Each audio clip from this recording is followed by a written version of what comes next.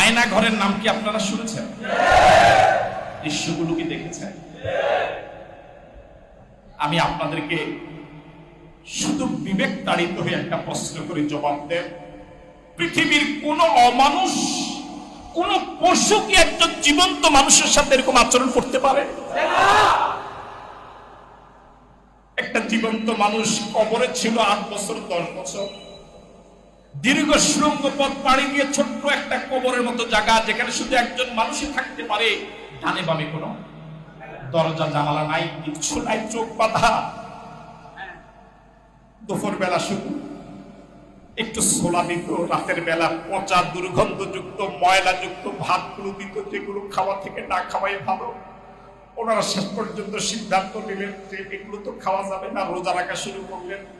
শেষ পর্যন্ত তারা রোজা রাখতে দেয় নাই, রোজা রাখা অবস্থা তাদেরকে গালিগালাজ করেছে। এত কিসের রোজা? ওনাদেরকে নামাজের সময় পর্যন্ত বলে দেওয়া হতো না, যেটা জোহরের সময় আসরের সময় ওনারা আন্দাজ করে করে অনুমান করে করে নামাজ পড়তেন।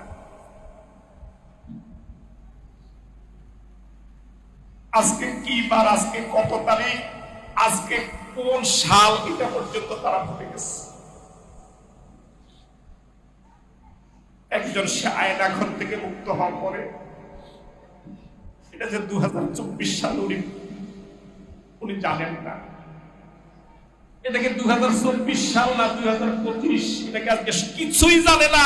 পৃথিবীর কোন হিংস্র মানুষ তো দূরের কথা, কোন হিংস্র পশু, কোন জানোয়ার, কোন পশু তার চরম শত্রুর সাথে এরকম আচরণ করে না। আল্লাহ আছে যে বুঝেন, আল্লাহ আছে যে বুঝেন, মাসুমদের চোখের পানি যে আল্লাহ কবুল করেছে বুঝেন। আমাদের কি অপরাধ ছিল, কি অন্যায় ছিল আমাদের?